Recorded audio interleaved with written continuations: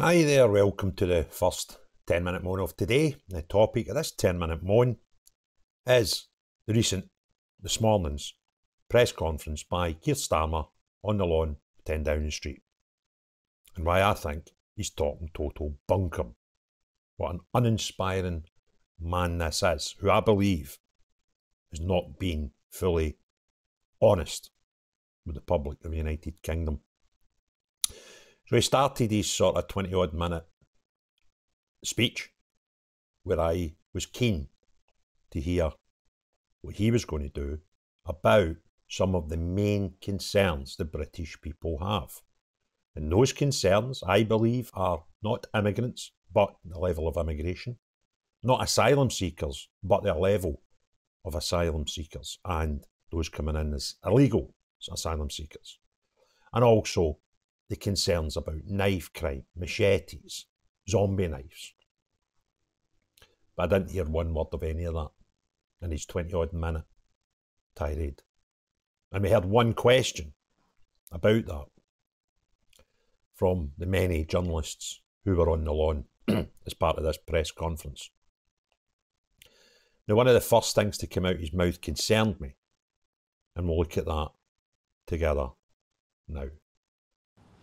But before the election, I also gave a warning. I said change would not happen overnight. So this is a man who's already looking for time and saying things can't change overnight. Well, that's funny, because you managed to change overnight the payments for the pensioners' heating.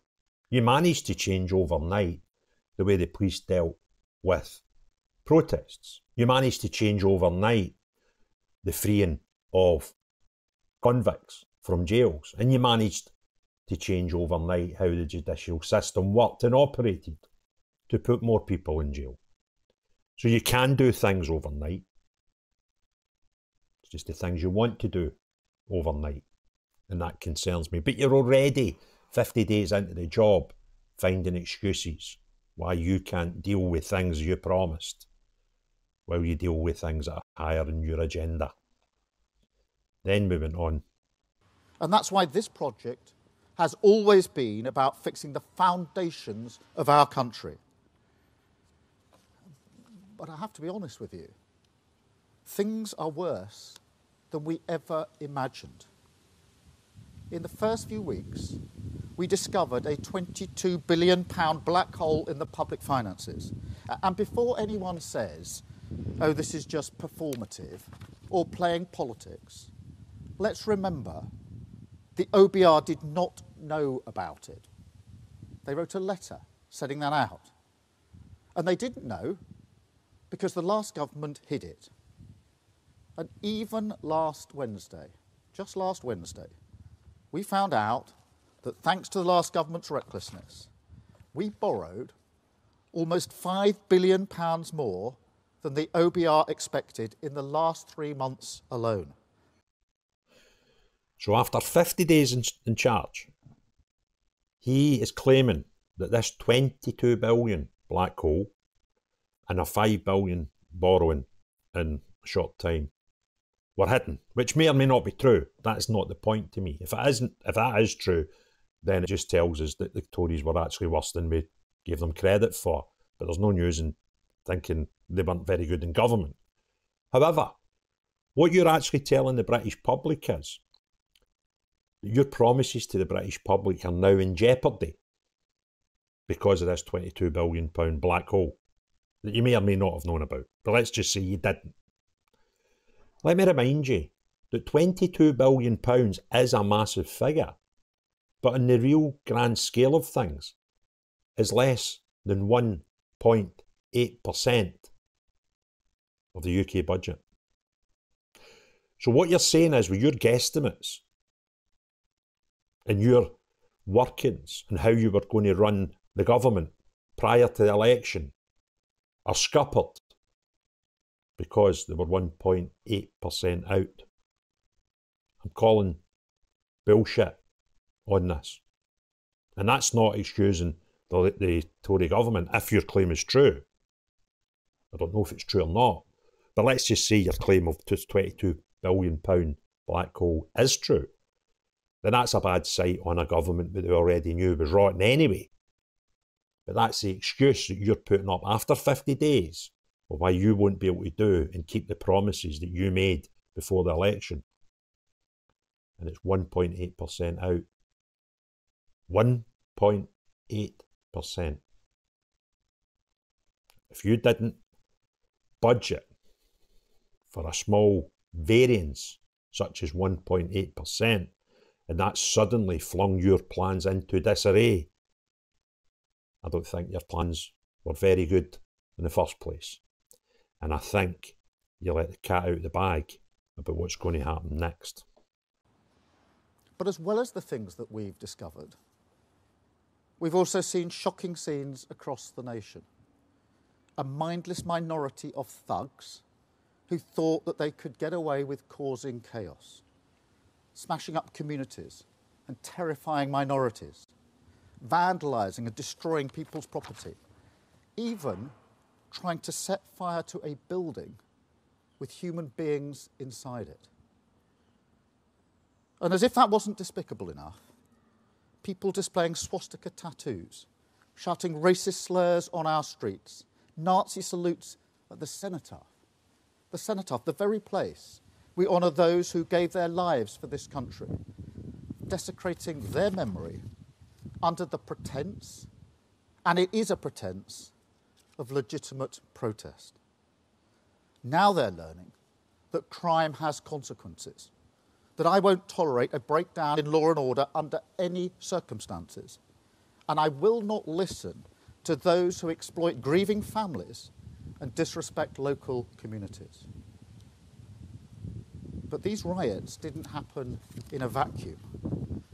They exposed the state of our country, revealed a deeply unhealthy society, the cracks in our foundations laid bare, weakened by a decade of division and decline, infected by a spiral of populism which fed off cycles of failure of the last government. So, we seem to have doubled down now on the people that protested. Up until this point, we just referred to them as far right, but he's doubled down now because he's brought the word swastika into it and Nazi salutes, which may or may not have happened, I don't know. I think I did see one man at a protest with a swastika in his back.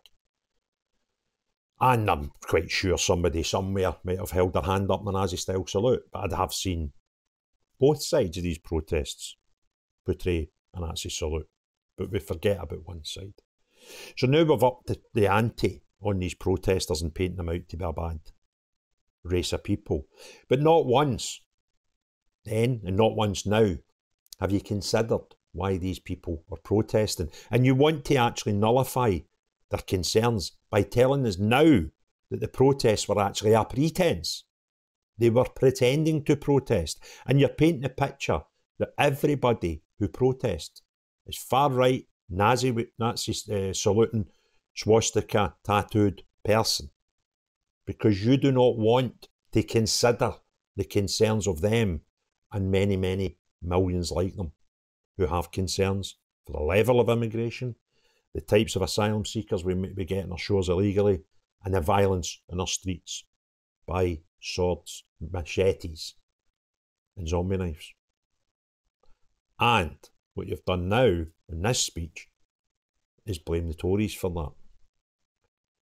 And yeah, they, like every government, yours included, and the previous Labour government, came into power in a promise with my manifesto claiming over the last 20 years, every one of you, that you would either eradicate or lower immigration. And that's what's concerning people. But now, when you have those concerns, it's a pretend reason to protest, in your words, when you use the word pretense there to describe them. We are seeing the people of the United Kingdom stripped of A, having concerns, legitimate concerns, and B, the right to protest. Because all you want to talk about is the small number of those who turned into riots, which are not acceptable. But when you discuss the riots, you want to forget about Leeds, you want to forget about Southend, you want to forget about Manchester and the Rochdale police station, you want to really forget about even Manchester Airport. These things don't matter. But those who have concerns and protest about immigration, asylum, or the amount of knife crime, you've got a problem with that. And me, I've got a problem with you having a problem with that. Because that is the concerns of the most of the citizens in the United Kingdom. And you want to ignore it by referring to them as far right and now Nazi saluting and swastika wearing individuals. And that's disgusting. That's absolutely disgusting. The violence wasn't right, but the violence was a small number. And you are now using that as an excuse to ignore the very valid concerns of the British people who voted you in a manifesto claiming that you also had concerns about immigration. And it'll be the last thing in your book to try and sort. But however, your tirade of nonsense continues. How tough this will be. And frankly, things will get worse before they get better. I didn't want to release prisoners early. I was chief prosecutor for 5 years. It goes against the grain of everything I've ever done. But to be blunt, if we hadn't taken that difficult decision immediately, we wouldn't have been able to respond to the riots as we did. And if we don't take tough action across the board, we won't be able to fix the foundations of the country as we need. More of it. Protests bad. Ignore the concerns. And this is something I've been saying since day one, when he came out 24 hours after the murder of 3 children in Southport and totally dismissed any notion of actually considering the concerns of the British people. We will forward this autumn to harness the full potential of AI for growth and for the public good. What does that even mean? AI is one of the most contentious innovations of recent times because it could be the best thing in the world or it could be the worst thing in the world, depending on how it's used. And you've not told us how you're going to use it or indeed what benefits we're going to get as British people. You're just telling us here that you're going to use AI. But when absolutely zero reference as to how you're going to use it. Are you going to build industries on it? Or are you going to use it to monitor people who do not have the same thoughts as you? Because you already told us that you were going to deal with anybody wanting to protest in the same manner as football hooligans are dealt with, where you restrict their travel and you use CCTV, etc. to monitor them. So I don't know, is AI something you're going to use to monitor the people? The reason I don't know is that's all you said about it. One wee sentence throughout the word AI, and then that'll probably justify if you do use it going forward for anything against your own people. And I know that sounds a bit conspiratorially theorist, but we shouldn't have those thoughts because you should have been more clear what you actually meant by the introduction of AI.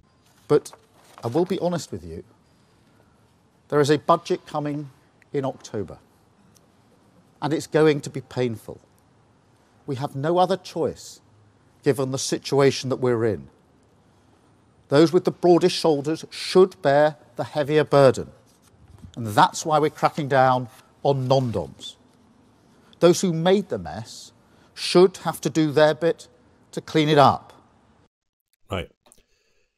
So why this big, major concern about the budget that's coming up?